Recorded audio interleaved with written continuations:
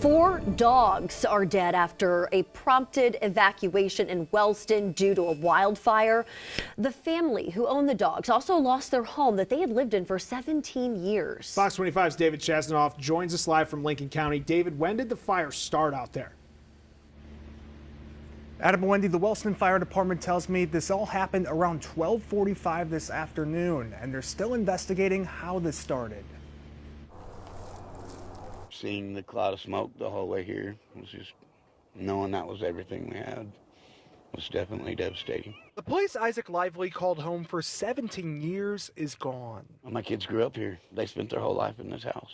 His family survived the fire, but their dogs Rocky, Bella, Milo, and Ellie died. Lively says they were around 4 to 8 years old. It's like losing a kid.